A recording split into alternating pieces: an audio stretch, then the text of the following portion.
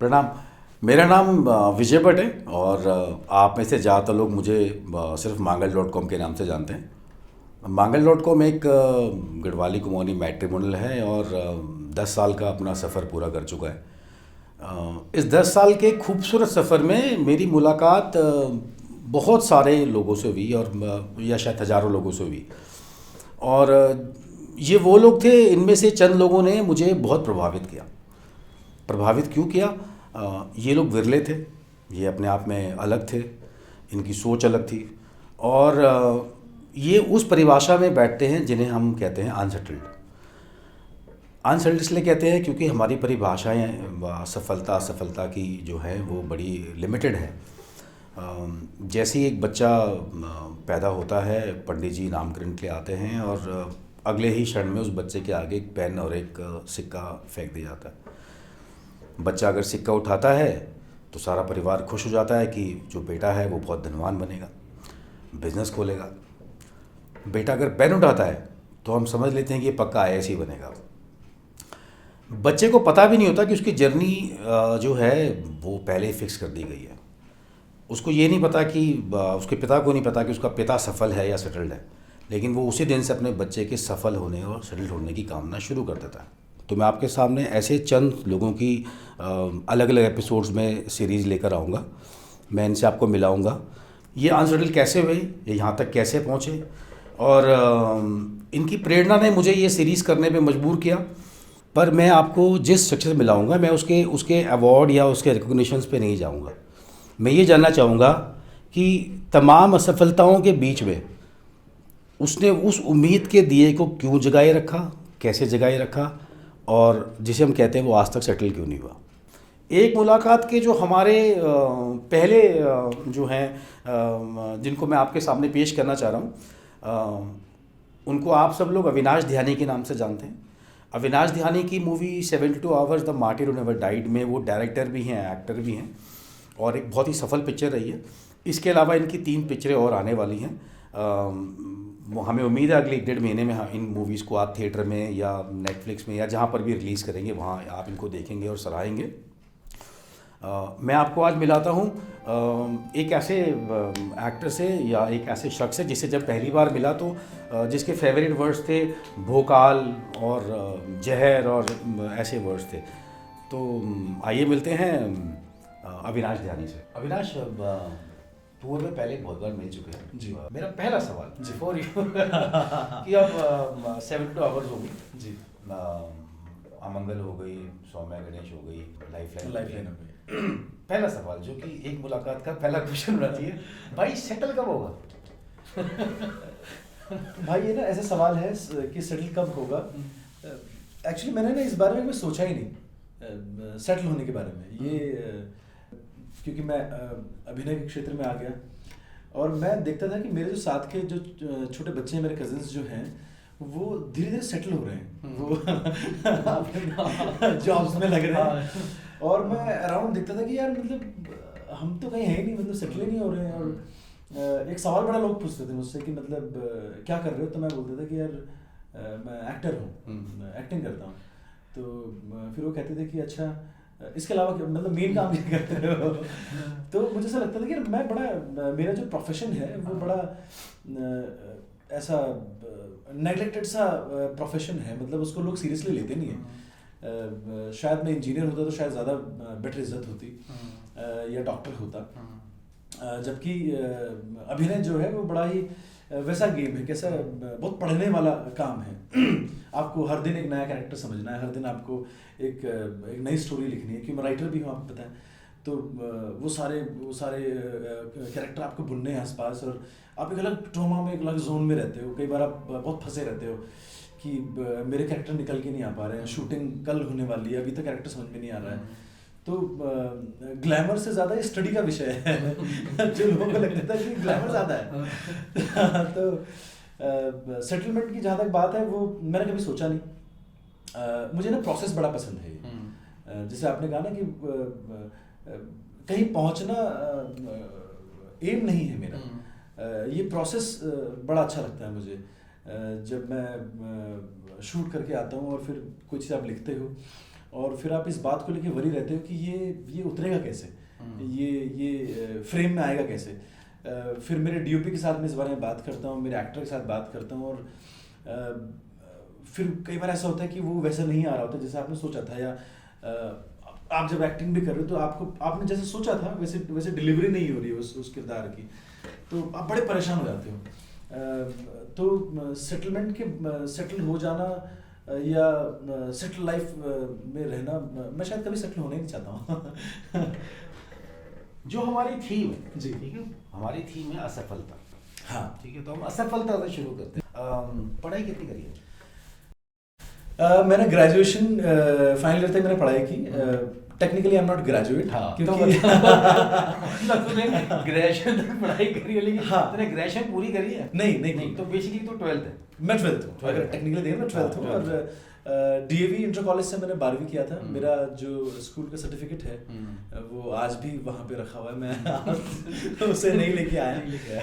क्योंकि मैंने कहा ना कि आप उस प्रोसेस में इतने ज़्यादा इंडल्ज, इतना बिजी हो कि वो सर्टिफिकेट लाना, और वो क्योंकि मुझे पता था कि वो सर्टिफिकेट कहीं नहीं दिखाऊंगा मैं लाइफ में। तो ये ख्याल आया कैसे कि मतलब नॉर्मली क्या होता है कि जैसे हमें लगता है कि भाई हम ये तो कर ही ले, एक हमारा एक सेफ्टी नेट होता है ना, मैंने ग्रेजुएशन कर लिया, मैंने एमबीए बीटेक कुछ तो देखा, चलो इसके इधर हम ट्राई करते हैं, नहीं हुआ तो सेफ्टी नेट है। इस सेफ्टी नेट तो तूने मतलब ग्रेजुएशन भी नहीं करी, खत्म कर दिया, तो ये ख्याल कहाँ से आया कि तुझे एक्टर बनना है? मैंने एक फिल्म देखी थी, मेरे मामा जी, छोटे मामा जी मुझे लेके गए थे जनक हॉल में। तो वहाँ मैंने एक फिल्म देखी थी 1947 लव स्टोरी, देहरादून में, दिल्ली में। तब दिल्ली में रहता था। और वो पहले पर्दे ही बड़े बड़े होते थे, क्योंकि बड़ा हॉल था वो, जनक हॉल ना, जनकपुरी में था, और ऐसे पूरा ऋषि शेप में वो था, और ऐसे लोग बैठे हुए, तो मुझे ना तालियां बजा रहे लोग ऐसे करके। मतलब कितना क्या है इसी तरह? मैं 4th में था आई गेस, 3rd या 4th में। तो बच्चा बुद्धि थी, और मुझे ऐसा लगा कि यार ये ना ये चीज़ बड़ी कमाल की है, उतना सोचा नहीं था। मगर वो 2-3 साल भी प्रोसेस हो गई, और 7th क्लास में आते आते क्योंकि मैं लैंसडॉन में था उससे, फिर लैंसडॉन चले गए हम लोग पापा के साथ, और वहाँ फिल्में देखने का सिलसिला शुरू हुआ। क्योंकि जो फौजी थे वो हर संडे जाते थे फिल्में देखने के लिए, तो मैं उनके साथ जाता था, क्योंकि मेरे फादर उस्ताद थे उनके, और मैं जाता था, और कोयला और ऐसे तमाम फिल्में मैं देखता गया, और मैं एक कैरेक्टर पे अटक गया, एक हीरो पे, अजय देवगन। अच्छा। और मैंने कहा यार ये बहुत सही है। कौन सी वाली जिसमें 2 कार पे खड़ा हो गया? ना वो तो पहली फिल्म, वो मैंने बहुत लेट देखी फिल्म, कच्चे धागे आई गेस वो फिल्म थी। अच्छा। और मैंने बोला यार वो इंटेंसिटी मुझे बड़ी पसंद आई, मैंने कहा यार ये काम बड़ा अच्छा है।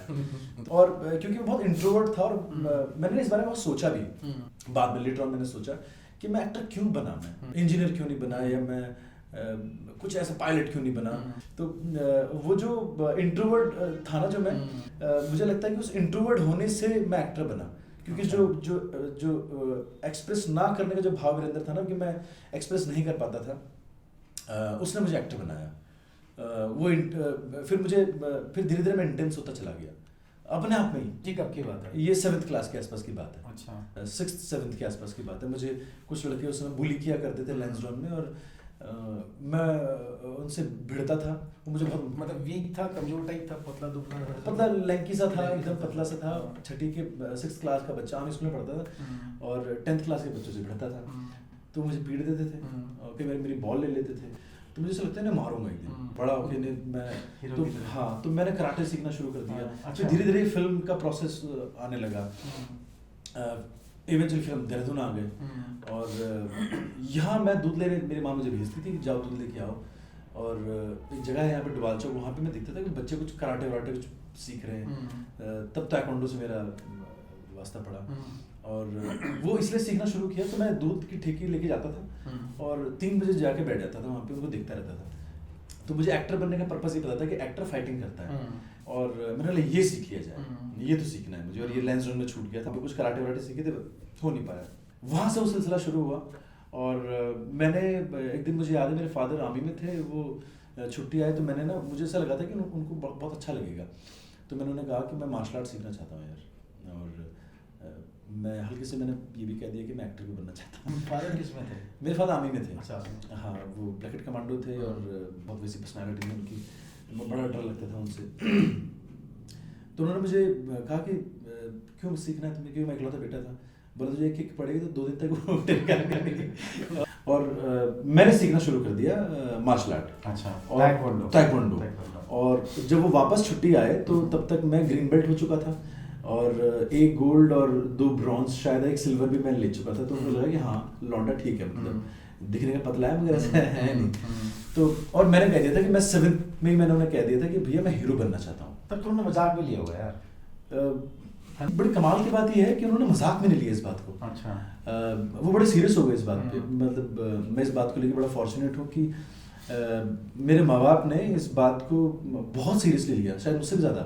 7th के बच्चे, क्योंकि वो उन्हें पता था कि दिन भर मार्शल आर्ट करता है और पढ़ाई नहीं करता था। मैं बुद्धू नहीं था। मैं पढ़ना नहीं चाहता था बस। पर जब मैं सिनेमा में या थिएटर में जब आया तो उसके बाद मैं खूब पढ़ाई की, किताबें पढ़ी, सब चाट मारा, यहाँ से वहाँ सब साहित्य चाट मारा। तो मेरे ताऊजी रहते थे बॉम्बे में। वो नंबर मुझे आज भी याद है, 022 मैंने पहली बार वहाँ बॉम्बे का कोड मिला। और वो बॉम्बे आने वाले थे तो बोला कि हीरो गाँव, और मेरे फादर मुझे वहाँ ले गए गाँव। और मैं उनसे मिला तो उन्होंने बोला ये तो दिवाकर भी बहुत छोटा है यार, ये 7th में था और मैं ना थोड़ा हीरो बन के जा रखा हूँ, मतलब शर्ट ऐसे तो मतलब बहुत छोटा है ये। तो बेटा बोला बेटा थिएटर करो, अभी थिएटर करो और उसके बाद एक्टर बनना, भी थोड़ा बड़े हो जाओ। तो मेरे फादर मुझे वहाँ गाँव लेके गए और तो वो मुझसे ज़्यादा सीरियस थे उस क्राफ्ट को लेके, और शायद मैं उनकी सीरियसनेस से और सीरियस हुआ इस क्राफ्ट में। और फिर बस मैं रंगमंच करना शुरू कर दिया देहरादून में करता। अच्छा, देहरादून में 5 साल यहाँ जम के थिएटर करता हूँ, स्ट्रीट प्ले। और 10th से। अच्छा, 5 साल लगा। हाँ, 11th 12th और फिर ग्रेजुएशन। अच्छा, 5 साल में जम के थिएटर करता हूँ, day night street theatre, proscenium theatre. और देहरादून का ऐसा कोई मोहल्ला, ऐसा कोई गली, ऐसा कोई चौक नहीं बचता या उत्तराखंड के अलग अलग हिस्सों में या हिंदुस्तान के अलग अलग हिस्सों में जहाँ नाटक ना किया हो तो करता रहा। बॉम्बे जाने वाली एपिसोड जो है जी, वो जहाँ पर आपने अपने फादर से पैसे लिए और एक दूसरे से पैसे के लिए फोन किया था, वो वाला किस्सा जो वो क्या था? अब ना मुझे किसी ने बताया कि मतलब वही ताऊजी ने, हीरालाल देवरानी ने, कि भाई क्योंकि वो मेरे डैडी ने मुझे क्लियर कहा था, मेरे पिताजी ने, कि भैया लौंडा हीरो बनना चाहता है। और मेरे पिताजी को वैसा था कि वो बड़े स्टाइलों से आदमी थे, तो उनको था कि हीरो ही बने लौंडा, कैरेक्टर हीरो ही होता है। उनका फेवरेट हीरो सुनील शेट्टी था, तो मतलब वैसा कुछ एक्शन वाला क्योंकि खुद ब्लैक एंड तो अब मुझे ये पता था, मैं उनसे ताऊजी से बातें किया करता था, तो मुझे ये पता था कि बॉम्बे जाने के लिए पैसा चाहिए। और वो अक्सर मेरे फादर को कहते थे कि दिवाकर पैसा लगेगा बहुत, अनसर्टेनिटी है, कंफर्म नहीं है कुछ भी, कब ऐसा नहीं है कि 4 साल तुमने आईटी कर ली और उसके बाद कहीं प्लेसमेंट हो जाएगी। यहाँ कोई प्लेसमेंट नहीं होती आर्टिस्ट के साथ। और उन्होंने एक बड़ी अच्छी बात कही थी कि अगर ये आर्टिस्ट बनना चाहता है, बाद में मुझे कहते रहते थे इस बात को कि मुफलिसी फ्री में मिलती है। और हम जिस बैकग्राउंड से आते हैं, हम जो हमारे पिताजी हैं, उनके पास उतना ही था कि वो हमें बड़ा कर सकते, अच्छे से बड़ा किया उन्होंने मुझे, और मेरी कुछ ख्वाहिशें पूरी की हैं। मगर ये बहुत बड़ी ख्वाहिश थी, बहुत बड़ी ख्वाहिश है ये इसका कोई अंत नहीं पता। और मैंने मेरे मॉम डैड को कई बार बहुत मजबूर भी होते हुए देखा है, जब वो पैसे नहीं होते थे और मैं कई बार ऐसे बोलता था, बॉम्बे से फ़ोन करता था कि मुझे ना एक ऐसा जगह के ऑडिशन है और मुझे ऐसे कुछ चीज़ें चाहिए, अच्छे कपड़े चाहिए और ज़्यादा अच्छे कपड़े चाहिए। तो वहाँ बहुत अच्छे कपड़े, और बहुत अच्छे कपड़ों का तो कोई अंत ही नहीं है। वहाँ तो 1.5 लाख का भी टैक्सीडो आता है, तो वो तो है ही नहीं, ला ही नहीं सकते, वो तो फंड निकालना पड़ेगा उसके लिए। तो मैं बिजनेस की तरफ मुड़ गया 11th में। मैं जिम करता था, मेरा एक दोस्त मुझे मिला और उसने मुझे कहा कि सो एंड सो कंपनी है, MLM कंपनी है, मेंबर बनाओ। और बोला उसने मुझे बस इतनी सी बात बोली, उसमें ऐसा था कि वो कन्विंस करना पड़ता था लोगों को ना कि अपने पैसे लगाओ, फिर आपको ऐसे मिलेगा, फिर एक और मेंबर बनाओ। वो आज भी वही चली रही है। उसने बस मुझे इतना बोला कि यहाँ तो करोड़ों रुपए कमा सकता है, लाखों रुपए कमा सकता है। मेरे दिमाग में बैठ गई। मैंने मेरे पिताजी को बोला, मैंने कहा मैं 11th में था और वो कंपनी सहारनपुर में थी और मैंने कहा भाई मैं बिजनेस करना चाहता हूँ, 17,600 रुपये दे दो मुझे, उसका इन्वेस्टमेंट है उस कंपनी की। और उस समय के हिसाब से ये भी तो बहुत बड़ा अमाउंट था, मगर शिकन नहीं थी उनके चेहरे पे। मुझे बताया कि उन्होंने शायद 4-5 दिन लगाए थे उनको उस पैसे को अरेंज करने के लिए। और मैं बड़ा उकता रहा था कि बस जल्दी पैसे कमाऊंगा, तो मैं बड़ा कैलकुलेटिव रहा हूँ पहले से। मुझे पता था कि मेरे पास 11th 12th और first year second year third year 5 साल है, तो 5 साल में मैं अगर ऑन एन एवरेज हिसाब लगाता था बड़े अजीब से कि साल भर के अगर 5 लाख भी कमा लूँगा, 3 लाख भी कमा लूँगा, इतना अमाउंट हो जाएगा, फिर मैं आराम से बॉम्बे में स्टडी करूँगा, आराम से लोगों से मिलूँगा। मुझे ये पता था कि यहाँ ये शो ऑफ बिजनेस है, यहाँ पे अगर आपके पास पैसा है तो आपकी तरफ लोग ज़्यादा अट्रैक्ट होंगे, अगर नहीं है तो नहीं होंगे। बस सिंपल फंडा है इस इंडस्ट्री का। तुझे कैसे पता जब तू पैसे मंगाता था तो वो उस समय टाइट सिचुएशन होती थी घर में और वो बड़ी मुश्किल से पैसे भेजते थे, वो तुझे कैसे पता चला? मेरी सिस्टर से बात होती थी, मेरी बहन से, और कई बार माँ थोड़ा सा अपनी परेशानी बताती थी मुझे, तो फिर मैं 1 साल तक तो मैं पैसे मंगाता रहा, क्योंकि अर्निंग सोर्स ऐसा कुछ था नहीं।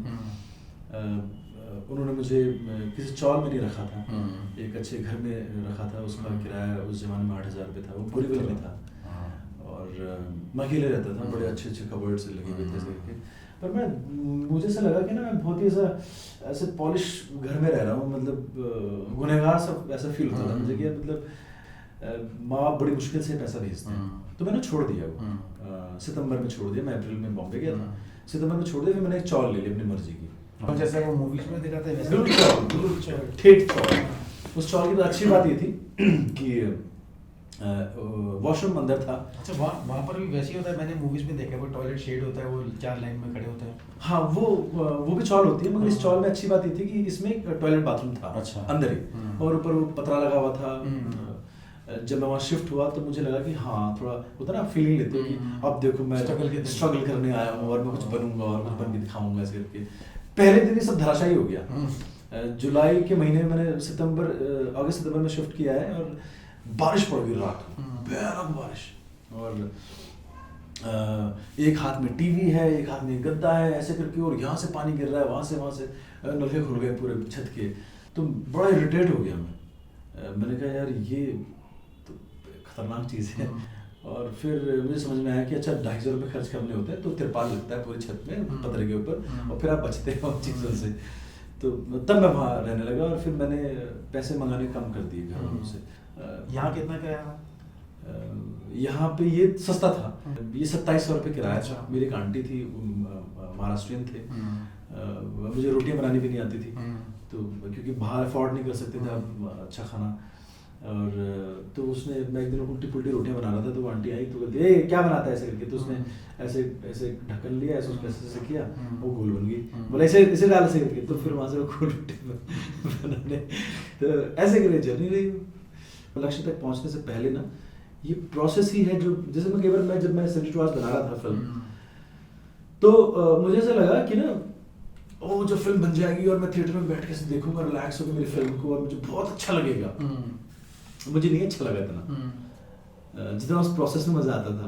क्यों, ऐसा क्यों लगा? पता नहीं, मतलब ऐसा लगा कि मतलब यार वो प्रोसेस को मैंने बड़ा मिस किया कि मैं, मेरा एसोसिएट, मेरे डीओपी, मेरे असिस्टेंट्स लेंस डाउन बना रहे हैं, क्योंकि हम उस पर्टिकुलर एरिया से शिफ्ट नहीं कर सकते। तो ट्रेनिंग वाला जो एरिया था, तो ये पत्थर आ रहा है, फिर पेंट हो रहा है, फिर दिन भर गेरू लगा रहे हैं उसमें। तो ज़्यादा अच्छा प्रोसेस था मेकिंग का। घर से पैसे मंगाना कब बंद किया था? 1-1.5 साल बाद। हाँ, बंद कर दिया मैंने, शर्म आने लगी मुझे। तो तब क्या, मतलब कहाँ से आते थे पैसे? तब और धरातल पे गया, और ज़मीन के अंदर जो चीज़ होती है। फिर भूखे मरने के दिन आ गए, फिर कमर टूटने लगी। अब बाहर निकलते हो, और फिर मैं कभी इस स्टूडियो कभी उस स्टूडियो, और कई बार लोगों से फिर उधार लेना शुरू किया गया। आप एक दुकान वाले से उधार लेते हो, फिर उसके बाद इस दुकान वाले से उधार लेते हो, फिर इस रास्ते जाना बंद कर देते हो, फिर उस रास्ते जाना बंद कर देते हो। और फिर एक टाइम ऐसा आता है कि एक बहुत इंपॉर्टेंट ऑडिशन है, तो आप उसी दुकानदार के पास जाते हो कि भाई मुझे पैसे दे। इसे सामान उधार ले रखा है। हाँ तो वो कहता है अरे तुम्हारे 850 रुपये हो रखे हैं, पहले वो तो भरो। मैंने कहा भाई मेरे बहुत इंपॉर्टेंट ऑडिशन है, तो मुझे सिर्फ 30 रुपये दे दे। एक मेरा कोई बैक फिल्म्स का ऑडिशन था, तो मैं 30 रुपये उससे लेके ऐसे करके, तो फिर आप धीरे धीरे टूटना शुरू होते हो। फिर अब कैसे सर्वाइवल करोगे? तो मुझे ऐसा लगता है विजय कि ना जब आप अपने बहुत लो में होते हो ना, तो आप बहुत क्रिएटिव हो जाते हो। आपका दिमाग उस तरह से काम करना शुरू करता है जिस तरह से मैं सोचा भी नहीं था।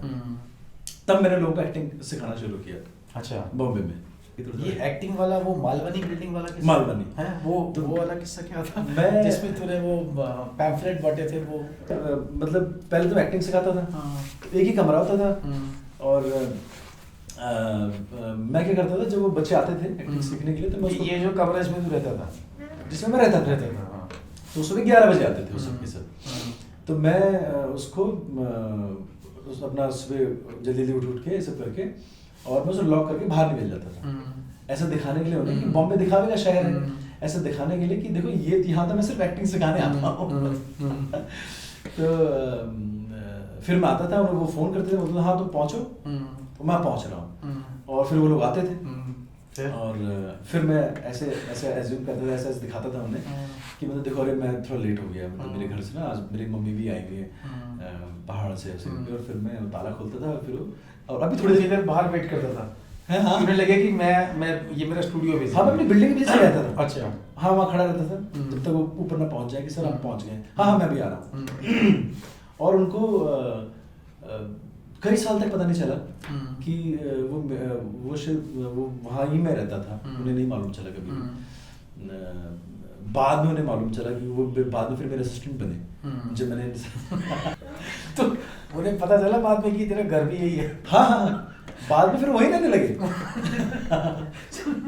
तो हम वहीं रहने लगे और मैं तो वहीं रहता था, क्योंकि हम एक फिल्म बना रहे थे एम्फी गौरी, तो मेरे डीओपी हरीश नेगी हैं, हरीश भाई और मैं कई सालों से साथ में फिल्म बना रहे हैं, तो हम सब वहीं रहते थे। तो हरीश भाई का घर नीचे था एक दूसरी बिल्डिंग में, तो हम यूजुअली अपने इस घर में रहते थे, तो वो भी वहीं, अब मैं कहाँ जाऊँ? तो इनिशियली ऐसा हुआ, उन्होंने मुझे पूछा कि मतलब सर आप घर नहीं जा रहे? मैंने कहा नहीं घर मैं भी कुछ दिन ही रहूँगा क्योंकि पहले बन रहे। फिर धीरे धीरे उनको मालूम चल गया। तो वो मतलब ये वाला जो पीरियड हम बात कर रहे हैं, ये हैप्पी वाला फेज चालू हो गया या अभी स्ट्रगल चल रही है, या हम कंफर्टेबल हो गए हैं? नहीं भयानक स्ट्रगल, रास्ता दिख रहा है क्लियरली? कुछ रास्ता नहीं। चौल के जो दिन थे आपके, ये स्ट्रगल के थे? पैसा वैसा आ चुका था या नहीं आया? कुछ नहीं पैसा आया, पैसा नहीं आया। तो उस चौल में हम लोग रहते थे। आज मेरे डीओपी हैं, मेरे सेनेटर आज के डीओपी भी हरीश हैं, और मेरे जो एसोसिएट डायरेक्टर राजेश जोशी, हम तीनों चारों लोग रहते थे उस चौल में। और पानी 4 बजे आता था सुबह, जो कटोरी से भरना पड़ता था। कटोरी से? ऐसा ऐसा कटोरी होती थी और ऐसा पाइप होता था, और उससे हम पानी भरते थे। कटोरी से कैसे भरते थे मतलब? क्योंकि फोर्सिंग था पानी में, अगर उसे उठाओगे तो पानी चला जाएगा। और ऐसे 40-40 लीटर के ड्रम थे, और मैं तो नहीं भरता था। तो कटोरी से 40 लीटर ड्रम भरते थे? और एक ड्रम नहीं, 4-4 ड्रम भरने होते थे। और आंटी बहुत गुस्सा करती थी, हमारी जो आंटी थी, जो लैंडलॉर्ड थी, कि मतलब तुम पानी मैं भरती हूँ और तुम वेस्ट कर देते हो, और ऐसे करके। पहले वो 3 बजे भरती थी पानी, और वो 1 घंटे में अपना पानी भर के घर का, क्योंकि वो फैमिली थी उनकी, और उसके बाद हम लोग भरते थे पानी। तो कई बार मैं उनकी पानी की चोरी भी करता था। जब मेरे साथी लोग नहीं रहते थे तो मैं देखता था कि हाँ आंटी कहीं बाहर गई है, और तो मैं चुपचाप से एक ड्रम उठाता था, पानी पलटता था अपनी बाल्टी में, और उसे फटाफट से नहा के ऑडिशन में निकल जाता था। फिर शाम को आंटी मेरा वेट करती थी आने का। तो ये वो वाला फिर जब पूरी वहाँ पर घूम लिया, बॉम्बे काम कर लिए 25 तरह के, अब लास्ट में ये वाली स्टेज आती है कि भाई अब मैं ही अपने लिए, मैं किसी भी तरह से ना वहाँ से जाना नहीं चाहता था उस बॉम्बे से। और मेरी जो और एक नसीब जो अच्छा था, मेरी जो और जो मास्टर क्लास हुई वो हुई BR फिल्म स्टूडियो में। अच्छा। वहाँ मेरे अंकल थे, ताऊजी थे मेरे, और जो पहले वो गाँव में जिन्हें मैं मिलने गया था, और मैं रोज BR फिल्म स्टूडियो जाया करता था, रोज जाता था। और तो मैंने अच्छी बात है कि मैंने ना BR में मैं देखता था लॉबिंग बोलते थे, मैंने कहा मैं अपनी लॉबी बनाऊंगा। तो मैं कुछ पहाड़ी लोगों से मिला, जिसमें मेरे डीओपी थे हरीश नेगी, मेरे एसोसिएट डायरेक्टर थे, ऐसे एक और सज्जन हैं देवी सती, वो अगर देवी सती सीरियल में ना जाए तो सीरियल शूट नहीं होगा। अच्छा। इतने साल से वो वहाँ हैं। ऐसे और भी तमाम पहाड़ी लोग, और हम धीरे धीरे अपना ग्रुप बनाते हैं। और मैं कहता हूँ कि हमने पहली फिल्म बनाई थी एपिसोड ऑफ लव, 750 रुपये की पिक्चर। तो मैंने ना दिमाग में मेरे ऐसा कुछ मेरे दिमाग में आया कि यार क्यों ना अपनी पिक्चर बनाते हैं। तो पर ये देखेगा कौन, क्योंकि जद्दोजहद दिखने की थी। सही बात है, जब कोई देखेगा ही नहीं, देखिए तो क्या करोगे उसको। तो मैंने कहा काम करता हूँ, सब्सक्राइब करना शुरू करता हूँ लोगों को, 30-30 रुपए में सब्सक्राइब करना शुरू करता हूँ। ये कब की बात है? ये 2011 की बात। तो शायद नेटफ्लिक्स भी नहीं आया होगा। नेटफ्लिक्स नहीं था तो तुम नेटफ्लिक्स ही बना रहा था इसका मतलब। हाँ, पैसे नहीं थे ना नेटफ्लिक्स के पास, बड़े पैसे थे हमारे पास। डीवीडी राइट करते थे और जुगाड़ से शूटिंग करते थे। और क्योंकि पहली फिल्म में डबिंग के लिए पैसे नहीं थे तो हमने डबिंग रखी ही नहीं, मतलब साइलेंट फिल्म बनाई एपिसोड ऑफ लव। और फिर मैंने एक फॉर्म सा बनाया, जो मेरे पास एक्टिंग सीखने आते थे। और फिर मैं जितने भी वो महाड़ा के घर थे वो डिब्बे बने हुए थे। महाड़ा मैंने कुछ जगह, एक जगह है बॉम्बे में जहाँ पे वन रूम किचन ही होता है। अच्छा। और वहाँ बहुत सारी फैमिलीज रहती हैं, मतलब ए से लेके एफ तक फ्लैट्स होते हैं बड़े बड़े 7-7 माले के, और बहुत सारे एक फ्लोर में कमरे होते हैं। तो मैं टिंग टोंग hi my name is Avinash Dhyani, मैं फिल्म मेकर हूँ और मैं ऐसी फिल्म बनाऊंगा और ये आप 30 रुपये मुझे दीजिए। 30 रुपये महीना। मेरी कंपनी पद्मा सिद्धि फिल्म्स आपको अलग अलग तरह की। अच्छा, तब पद्मा सिद्धि फिल्म तुमने सोच लिया था? हाँ, मैंने कहा आप अपनी कंपनी बनाएंगे। अच्छा। अपना प्रोडक्शन हाउस बनाएंगे। तो पद्मा सिद्धि फिल्म्स आपको शॉर्ट फिल्म्स देगा अलग अलग तरह की, जो आपको रुलाएगी भी, हंसाएगी भी, ऐसे तरह की रोमांटिक फिल्म भी होगी। तो एक बंदे ने मुझे पूछा एक दिन कि आप क्या हो इसमें, मार्केटिंग, आप मार्केटिंग हेड हो? मैंने कहा मैं इसमें हीरो भी हूँ, जो आप फिल्म में देखोगे उसमें हीरो मैं ही हूँ, स्टोरी मैंने लिखी है और प्रोडक्शन कंपनी मेरी है। तो बोला तुम क्यों जा रहे हो, तुम्हारा मार्केटिंग वाला क्यों आ रहा है? मैंने कहा अभी मैं मार्केटिंग की गेट तो वैसे करके मैंने वो डीवीडीज बेचना शुरू किया, डोर टू डोर बेल बजा के। और लोगों ने इस चीज़ को ना बॉम्बे में बड़ा अप्रिशिएट करना शुरू किया। अच्छा। लोगों ने मुझे 30-30 रुपये देने शुरू कर दिए। एडवांस में पैसे उठा लिए मैंने लोगों से। फिर हमने फिल्म बनाई, एडिट की, और उसके बाद फिर मैं एक झोला लिया, उसमें सारी वो डीवीडीज डाली। और क्योंकि राइट करने के लिए तो बहुत पैसे चाहिए होते हैं जब आप एक बल्क निकालते हो। अच्छा। तो वो पैसे कहाँ से आएंगे? तो उसका सोल्यूशन ये निकाला गया कि 2-3 लैपटॉप रख लेते हैं और डीवीडी को बर्न करो, उसमें न्यूरो एक सॉफ्टवेयर होता था। फिर उसके बाद उसको एक लीफ से मिलती थी, उसमें डालो उसे और उसको चिट लगा दो उस पैसे करके, और फिर उसको बांटो सब जगह जाके। अच्छा, बाहर पद्मा सिद्धि फिल्म्स का वैसा लगा। छोटा सा पोस्टर खुद ही बनाया। और मैंने भाई वो ना लोगों ने लेना तो एडवांस दे रखा था। मैंने लोगों को जब फिल्म दी, डीवीडी का जमाना था, और मैं जब उस बिल्डिंग से नीचे उतरा तो क्योंकि वहाँ उसी तरह के स्ट्रगलर, उसी तरह के सपने लेके आए हुए लोग थे मैक्सिमम उन कमरों के अंदर। तो वो मुझे अच्छा अलग से देखने लगे वो लोग ना, कि मतलब मेरा नाम कई लोगों ने आज तक सेव किया हुआ है, अविनाश 30 रुपये वाला तो वो बड़ा उन्होंने अप्रिशिएट किया कि यार मतलब यार तो फिल्म बना रहे हो ऐसे करके। और बस वहाँ से वो क्लिक समझ में आ गया मुझे। फिर ऐसे ही छोटा सा किस्सा हुआ, एक बंदे को मैं डीवीडी बेच रहा था रेड लाइट में। हाँ, मालवनी सिग्नल एक जगह है वहाँ पे। उसने वो डीवीडी ली और मुझे उसने पैसे नहीं दिए। फिर उसने फिल्म देखी और फिर उसने मुझे बुलाया और उसने मुझे कहा कि यार छोटे तूने बड़ी कमाल की फिल्म बनाई है ऐसे करके, और कितना पैसा लगा तेरा? तो मैंने कहा यार मैंने हिसाब लगाया, मैंने कहा 750 रुपये। तो वो 20 मिनट की फिल्म थी तो तूने हिसाब कैसे लगाया कि ऑटो का इतना पैसा? हाँ, मैंने कहा ऑटो का 3 बार ऑटो बुक किया था ऐसे करके, और फिर ऐसे करके फिर एक वो लेके आया था, फिर ऐसे करके तो एक लमसम 750 रुपये का हिसाब एस्टिमेट मेरे पास आया। तो मैंने कहा 750 रुपये में। तो उसने बड़ी कमाल की बात कही, जहाँ से फिल्म बनाने की शुरुआत। तो उसने बोला कि यार 750 रुपये में, तो बोलता मैं तुझे 5000 रुपये देता हूँ तो मेरे लिए तो पूरी हिंदी फिल्म बना दे। तो ये आइडिया मेरे दिमाग में आ गया। तो वहाँ से फिर एम्फी गौरी, जो अभी तक रिलीज नहीं हुई फिल्म, वो फिल्म बनी। तो वहाँ से मैंने फिर कभी किसी को ना फ़ोन किया, कभी 2012 के बाद कि मुझे काम दे दो या मुझे एक्टिंग के लिए मुझे कोई बुला ले। मैंने कहा अपनी एक्टिंग करेंगे। और दूसरा मैं एक चीज़ और मैं इसमें मेंशन करना चाहूँगा, बॉम्बे में ना मैंने जितने जो स्टैब्लिश्ड एक्टर हैं उनको मैंने देखा कि ना वो सेटिस्फाइड नहीं है एज एन एक्टर। अच्छा। वो जैसा कैरेक्टर करना चाहते हैं वैसे कैरेक्टर उन्हें मिलता ही नहीं है। 72 आवर्स मुझे बनानी थी और मुझे एक ऐसा किरदार करना था जो हीरोइक हो, बड़ा कैरेक्टर मुझे लिखना था, लार्जर देन लाइफ कैरेक्टर है, वैसा मुझे कैरेक्टर लिखना था। और तो मेरी मर्जी से मैंने जसवंत सिंह लिखी और उस पर रिसर्च किया। उस पूरी जर्नी मुझे बहुत मज़ा आया। मुझे पता था कि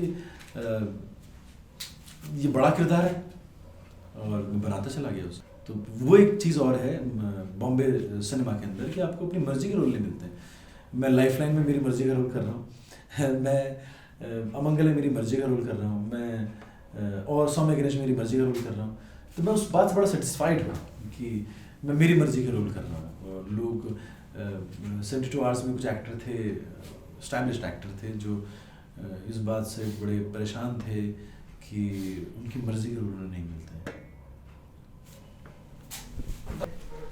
750 रुपये से पिक्चर बनाना, उसके बाद एक 5000 रुपये की फिल्म बन सकती है, इसे लेकर 72 आवर्स जी, बहुत बड़ा गैप नहीं है? मतलब एक मैजिकली सडनली तो 72 आवर्स तक कैसे पहुँचेगा? मैजिक नहीं है। हाँ। अगेन एक प्रोसेस है। अब आप एक बड़ी फिल्म बनाना चाहते हो। मैंने उससे पहले बॉम्बे के कुछ डायरेक्टर के साथ मैंने 3 फिल्में की एज ए मेन हीरो। वो फिल्में रिलीज ही नहीं हो पाई। तो हर दिन आप अपने घर वालों से बात करते हो कि शूटिंग चल रही है और बस आप आने वाले हो, बस आप आ रहे हो, बस आ गए। और फिर वो होप्स लगा लेते हैं, उम्मीद से बन जाते उम्मीद हैं से एक्टर बन ही गया। फिर वो कुछ लोग कहते हैं कि बस आने वाला पिक्चर है, बस आने वाला है। और फिर एक बार आप बोलते हो कि यार वो नहीं हुई, क्योंकि आप डिपेंडेंट हो अगेन किसी एक आदमी पे किसी एक प्रोडक्शन हाउस पे कि वो आपके सपने पूरे करेगा।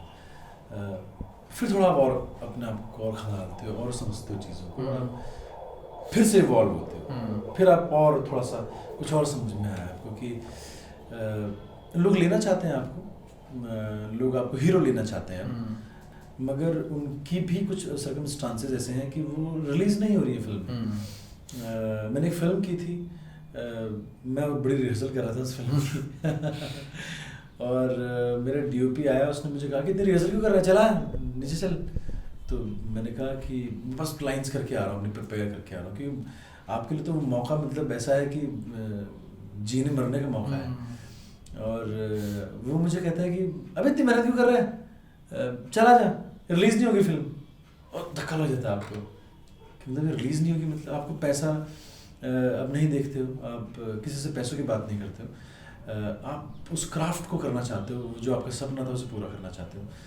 तो वो कहता है कि नहीं होगा, क्योंकि वो प्रोड्यूसर आता था, कुछ पैसे खर्च करता था, कुछ लाख रुपए खर्च करता था, फिर वो चला जाता था। उसको आपके सपनों से कोई मतलब नहीं है, उसे पता नहीं है कि आपकी और आपकी फैमिली ने कितनी बड़ी होप लगा ली उस फिल्म से। तो फिर एक ऐसा टाइम आता है, आपको लगता है कि यार ये डिपेंडेंसी भी हटाओ, यहाँ से भी कटो अब, और अपने ही बलबूते करो आप चीज़ें। तो तूने पहले एमफिल वाली करी, वो रिलीज़ नहीं हुई, फिर तूने कोई और 1-2 मूवीज़ करी, वो रिलीज़ नहीं हुई। और फिर मैं एक फिल्म करता हूँ फेडरिक नाम से, और फेडरिक मेरी पहली फिल्म है जो बाकायदा बहुत अच्छे लेवल पर रिलीज़ हुई। तो वहाँ पर भी जद्दोजहद है, और कभी मेरी एक हीरोइन थी उस फिल्म में, उसमें 4 हीरोइन बदल गई। मेरी एक हीरोइन थी, बड़ी अच्छी एक्ट्रेस है अनाया, वो हम शूट करने आए उस फिल्म को, शूट करके जब बॉम्बे पहुँचे तो कुछ पैच वर्क बचा हुआ था, तो उस बेचारे की दोनों किडनी फेल हो गई। और अगेन फिर आप बैठे हो और वो बेचारी रिकवर कर रही है, आप उस बात से परेशान हैं, हम सब लोग परेशान हैं। अब वो बहुत अच्छी है, ठीक हो गई है, अब अच्छा काम कर रही है, मगर उस समय उसको रिकवरी में टाइम लगा। वो उसके आई गेस फादर ने उसे किडनी दी, और अगेन फिर और दूसरी हीरोइन, फिर एक और दूसरी हीरोइन, और जो फिल्म भी लगातार डिले होती जा रही है। मेरे डायरेक्टर परेशान, मैं परेशान, प्रोड्यूसर परेशान, और उस बीच ना फिर मैं वही ये फेज़ आया कि मैं अब अपनी फिल्म बनाऊंगा। तो अपनी फिल्म अब क्या बनाऊंगी, तो मुझे याद आया कि मेरे पिताजी ने ना मुझे कभी जसवंत सिंह के बारे में कुछ बातें कही थी जब मैं छोटा था। मुझे नहीं कही थी, किसी और को कही थी। जब ये ख्याल आया तो पैसे का पैसा ठीक था, पैसा ठीक था, मेरे पास सोर्स ऑफ इनकम अच्छा हो रहा था, चीज़ें कर रहा था, एड्स कर रहा था, कुछ ये लिख रहा था, तो काम आ रहा था, लोग अब आपको समझने लगे थे कि हाँ आप कुछ कर रहे हो। मगर अगर आप रुकना चाहते ही नहीं उस जगह पे, आप कोई एड फिल्म मेकर बन जाती है, आप किसी बड़े डायरेक्टर को एसोसिएट उसके असिस्टेंट हो जाते हैं और आपकी ज़िंदगी सेट थी, आप मतलब अच्छे पैसे कमाते। मगर वो छटपटाहट तो आपके अंदर है, जो सपना था बचपन में 7th क्लास में कि आप हीरो बनना है आपको, वो तो हो नहीं रहा है। और मैंने डिसाइड किया कि मैं सड़क पे अब रहूँगा। तो कहीं गाड़ी के नीचे सोता था? हाँ, मैं एक कार थी उसके आसपास मैं सोया करता था। तब पैसा आ गया था, तूने फ्लैट का सारा सामान बेच दिया, मेड हटा दी, फ्लैट छोड़ दिया और वो रिक्रिएट करने के लिए तू सड़क में सोने लग गया। हाँ, क्योंकि तब जसवंत सिंह मेरे दिमाग में थॉट आ गया था कि मुझे ये फिल्म बनानी है जसवंत सिंह, पर मैं बड़ा लेजी सा और बड़ा वैसा होने लगा था कि आराम से आप उठ रहे हो, आराम से चीज़ें हो रही हैं। मैंने कहा यार ये तो फिल्म ऐसे नहीं बनेगी, इस फिल्म के लिए कुछ चाहिए, इसे वो आप नहीं दे रहे हो, फीड नहीं कर रहे हो। सारी चीज़ें हटा दी और मैं बरसात के दिन थे अगेन, और फिर मैं सड़कों पर सोता था। फिल्में, मेरा एक दोस्त है क्षितिज श्रीवास्तव बॉम्बे में, उससे मैं कुछ फिल्में लेता था और वो मुझे बहुत कहता था, वो एक फ्लैट में रह रहा था, वो मुझे बहुत कहता था कि रात को सो जा यार, यहीं सो जा, अपना तूने हटा दिया है फ्लैट तो यहाँ सो ले। मैं नहीं क्षितिज ये ऐसे नहीं हो पाएगा। फिर मैंने छोटा सा चॉल ली, कुछ दिन सड़क पे सोने के बाद, अपनी मर्जी से सड़क पे सोने के बाद, कि मच्छर काटते थे मोटे मोटे, फिर नींद नहीं आती थी आपको, और फिर आप जसवंत सिंह स्क्रिप्ट लिखते थे। पर जब मैं लोगों से मिलने लगा तो लोगों ने मुझे बोलना शुरू किया कि वॉर फिल्म बना रहे हो, वॉर फिल्म बना रहे हो।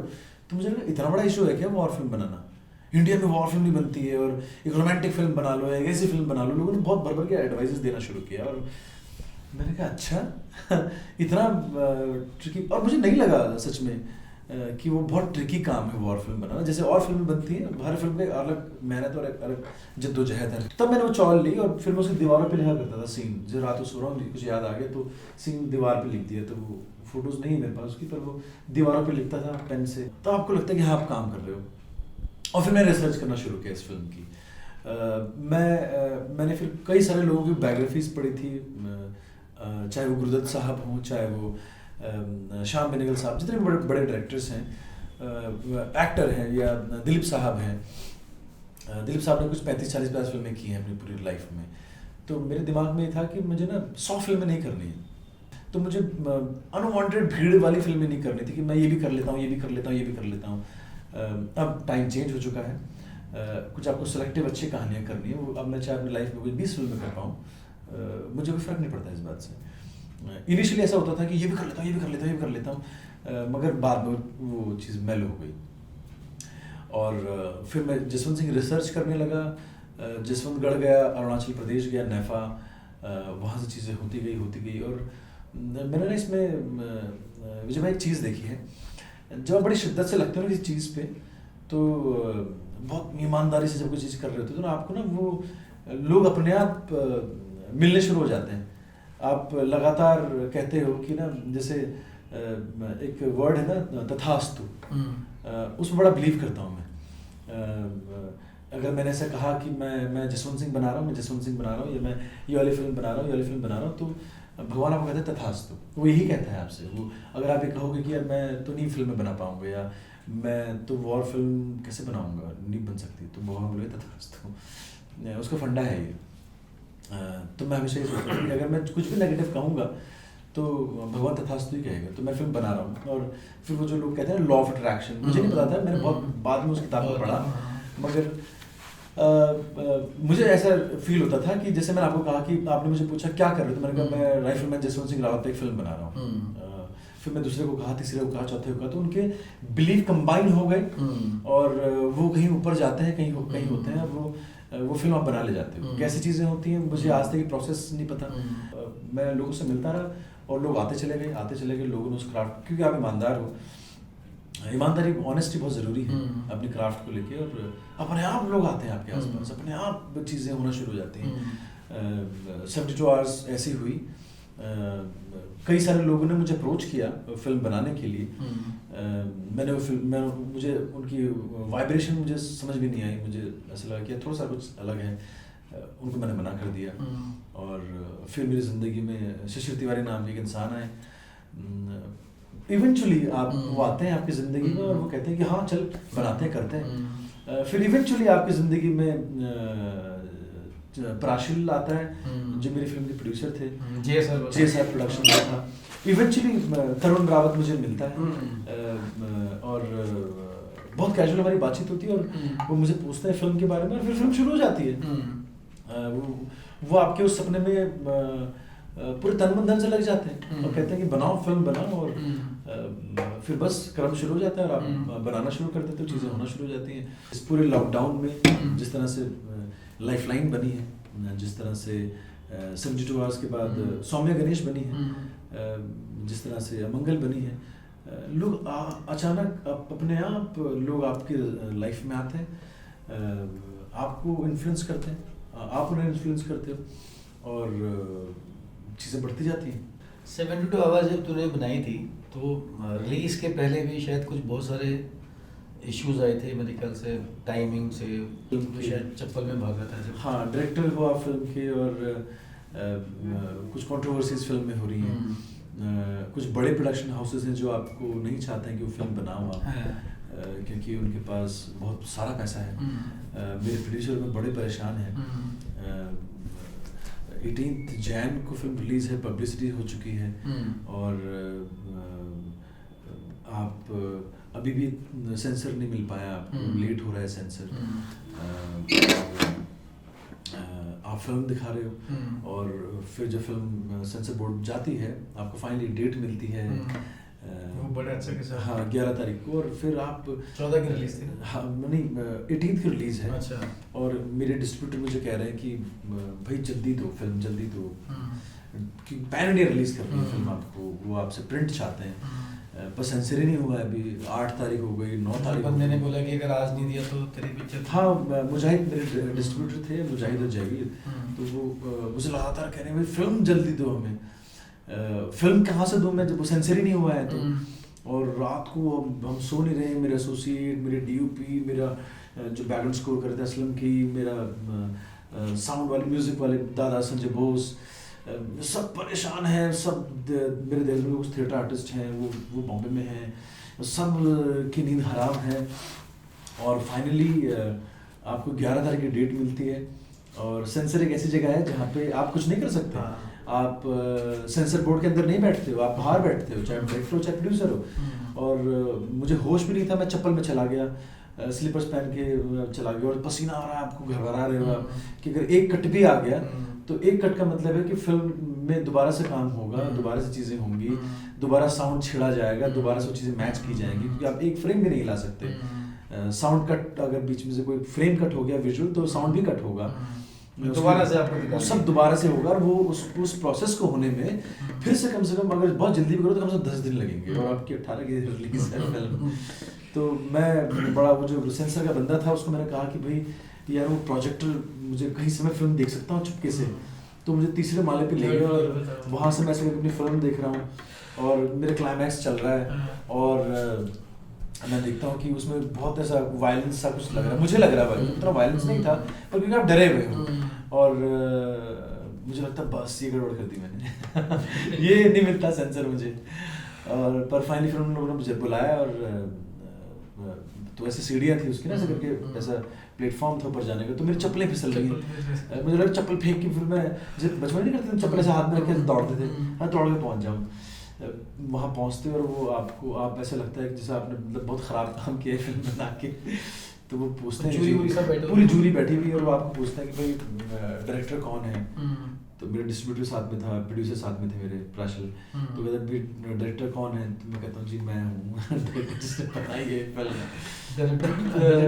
हाँ तो मुझे लगा कि आप अगर 4 कट भी मार दिए फिल्म में तो गए आप 18 को रिलीज कर ही नहीं सकते फिल्म को।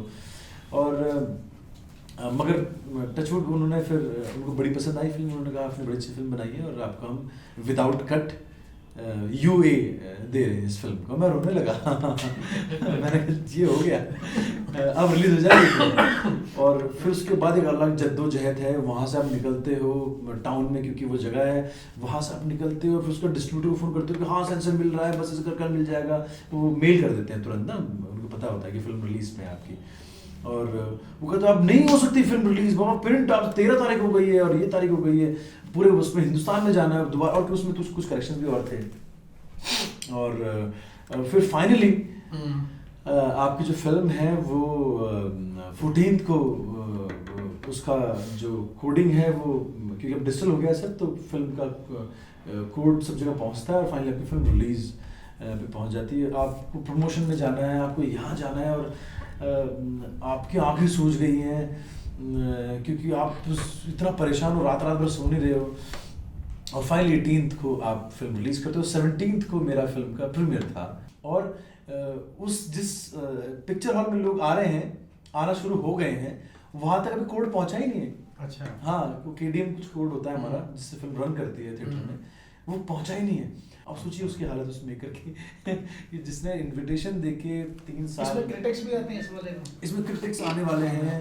बॉम्बे में अब आपकी फिल्म जैसे और बड़ी फिल्में हैं वैसे ही आकी जाएगी, क्रिटिक रिव्यू करेंगे, मगर आपको एक बड़ा बम फटता है आपके ऊपर कि मतलब हो सकता है यहाँ फिल्म ना चले, तो आप तो शौक में आते हो, आप बोलते हो कुछ भी कर चलाओ इसे और वहाँ से जी सर वेट कर रहे हैं, वो पूछ रहे हैं कि अविनाश को बुलाओ, और फिर मैं फाइनली वो ऐसा होता है कि हाँ अब रन हो जाएगी फिल्म।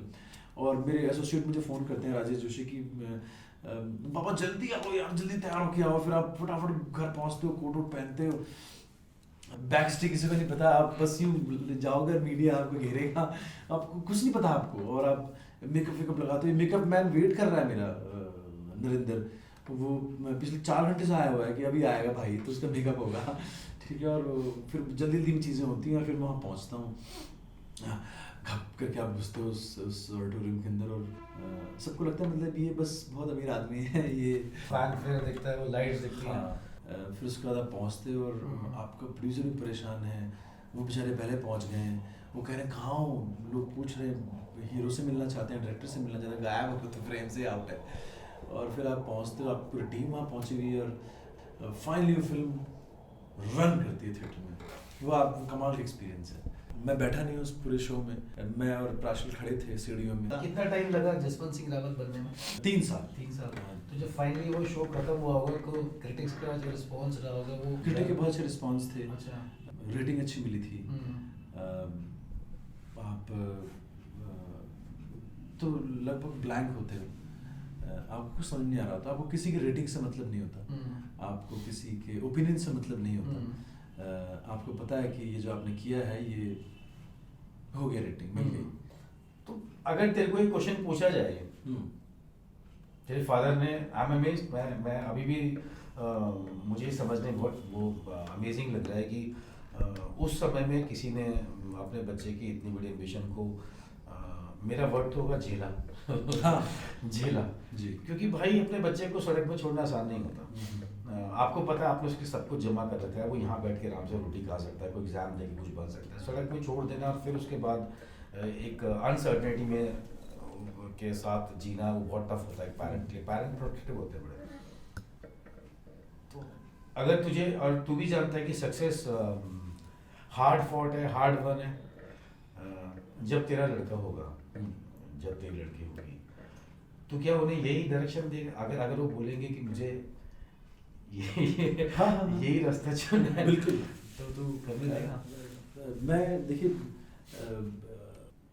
वो किसी की भी वो एक अलग जर्नी होगी। अगर कल दिन मेरे बच्चे मुझसे पूछेंगे, अभी मैंने शादी नहीं की है, पर हाँ कल दिन बच्चे होंगे तो मुझे पूछेंगे कि अगर वो इस फील्ड में जाना चाहते हैं, तो मैं उन्हें कहूँगा कि ये बहुत सबसे खूबसूरत फील्ड है, ये ब्लेस्ड फील्ड है। एज एन एक्टर मुझे ऐसा लगता है, या इस फील्ड में आने का मुझे लगता है कि मैं भगवान का स्पेशल चाइल्ड हूँ, उसकी कुछ खास नज़र है मुझ पर। वो मुझे कुछ नए, जैसे अगर मैं इमोशंस की बात करूँ तो कुछ ऐसे इमोशंस हैं विजय भाई जो मैंने अभिनय करते करते जिए हैं, जो मैंने रियल लाइफ में नहीं जिए थे। मैं इसलिए ब्लेस्ड मानता हूँ अपने आप को कि मैं वो जो इमोशंस हैं ह्यूमन के, और एक्टिंग कुछ नहीं है, कोई वो जो एक फिक्स फंडा है एक्टिंग का कि ऐसे मोनोलॉग होगा, वॉइस मॉड्यूलेशन ऐसे होगा, बॉडी लैंग्वेज कुछ नहीं होता। ये सब रटी रटाई बातें हैं जो किताबों में हैं। मुझे ऐसा लगता है कि अभिनय जो है वो अंडरस्टैंडिंग ऑफ ह्यूमन इमोशंस है। अगर आपकी अंडरस्टैंडिंग बहुत अच्छी है ह्यूमन इमोशंस को लेके, तो आप ज़्यादा अच्छा अभिनय करोगे, आप ज़्यादा अच्छी तरीके से एक्सप्रेस कर पाओगे, क्योंकि वो उन इमोशंस की अंडरस्टैंडिंग होना बड़ी ज़रूरी बात है। तो अगर कल दिन मेरे बच्चे मुझे कहेंगे कि वो एक्टर बना है, तो I will be the luckiest father। यही एक सवाल था जो जिसका जवाब आने वाले समय में दोबारा से हमारे सामने आएगा, और जब तेरी शादी होगी और जब बच्चे होंगे। पर हाँ, ये जर्नी अमेजिंग है। आई थिंक बहुत लंबा एक रास्ता तय हुआ है, एंड आई रियली विश तेरी लाइफ लाइन अमंगल हॉरर है ना, आगे हॉरर, और सोमा गणेश जो है वो तुरंत रिलीज हो और हम थिएटर्स में उसको देखें, and I really wish you the best. Thank you.